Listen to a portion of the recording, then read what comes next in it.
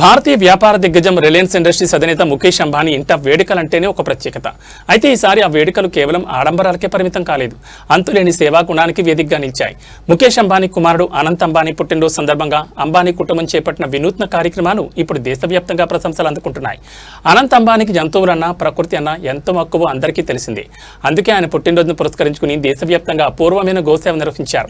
సుమారు 1,00,000కు పైగా ఆవులకు ఒకేసారి నైవేద్యాన్ని సమర్పించారు. అది కూడా సాదాసీదాగా కాదు, ఏకంగా 56 రకాల ఆహార పదార్థాలు, రకరకాల పండ్లను గోమాతలకు ఆహారంగా అందించారు. జామ్నగర్లోని వంతారా ప్రాజెక్ట్ స్ఫూర్తితో సాగిన ఈ కార్యక్రమం ఆధ్యాత్మికతను, జీవ కారుణ్యాన్ని చాటిచెప్పింది. అంతేకాదు, జామ్నగర్లోని పరిసర గ్రామాల మహిళలకు అంబానీ కుటుంబం పెద్ద ఎత్తున చీరలు పంపిణీ చేసింది. ఇక విద్యార్థుల భవిష్యత్తును దృష్టిలో ఉంచుకుని సుమారు 3,000 మంది పాఠశాల విద్యార్థులకు బ్యాగులు, పుస్తకాలను అందజేసింది. సంబరం కేవలం గుజరాత్కే పరిమితం కాలేదు. అటు ముంబైలోని పలు ప్రాంతాల్లో పేద కుటుంబాలకు నెలవారీ రేషన్ సరుకులను ఉచితంగా పంపిణీ చేస్తూ అంబానీ కుటుంబం తమ సేవా గుణాన్ని చాటుకుంది.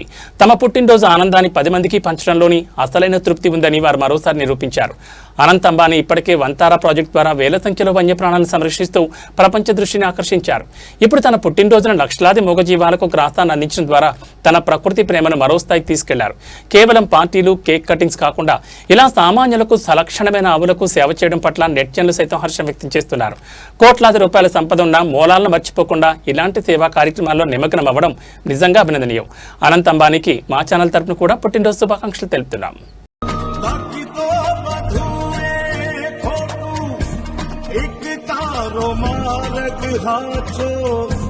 माया केरी चादर लोधी पगरे कशु नहीं जीव को अधीरो ने व्याकुल थईने पगरे कशु नहीं जीव को।